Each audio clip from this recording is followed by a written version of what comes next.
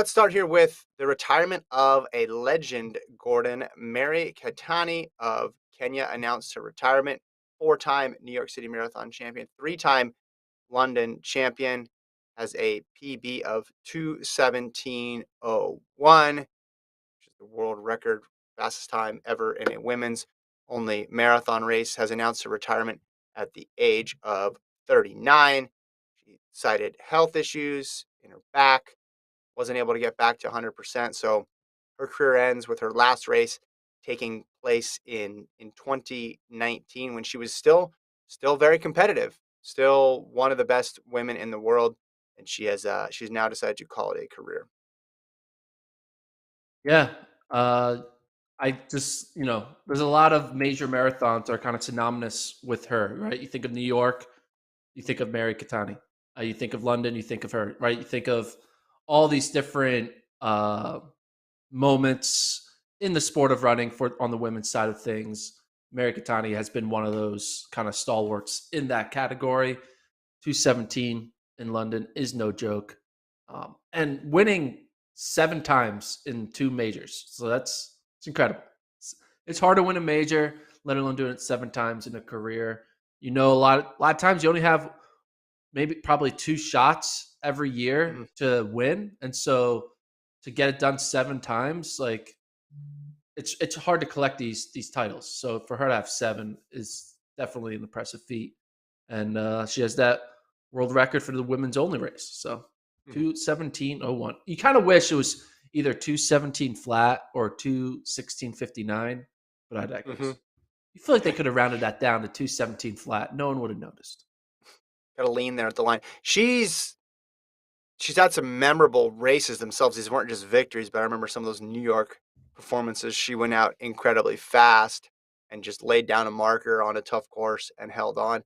During this era of the marathon, which has been just incredibly quick, right? We're going on now basically 10 years of just one upsmanship, one after the other of this time dropping, dropping, dropping, dropping.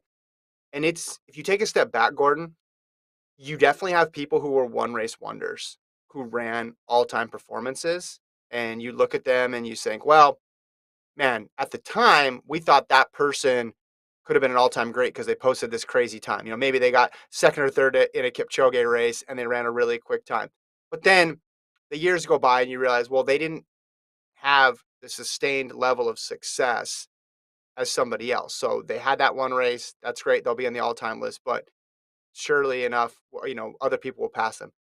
People like Katani um, left their mark in this era because not only did they run fast, but they just won so many times and they were consistent in a race where it's so hard to be consistent, right? Because it's not everybody seems to be running fast now. You look at the world records and you look just at the depth of performance, everything's dropping.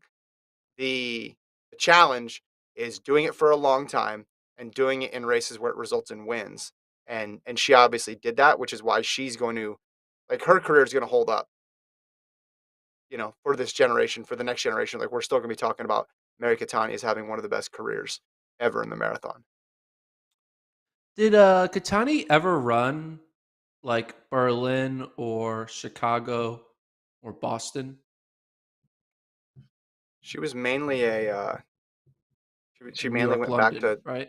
New York London was her main combo. I could look up see if she's got any other results from those other. I mean, she was fourth at the Olympics in 2012. I remember that they didn't name her to another Olympic team, but mostly So she was known for those two cities. Yeah, those two yeah, I marathons. mean, looking at this, so you have her 7 victories, but she has 2 more runner-ups, 2 more top threes, and then 2 more top 5s. Um, but looking at her career, right, it spans from like in the marathon from 2010 to 2019.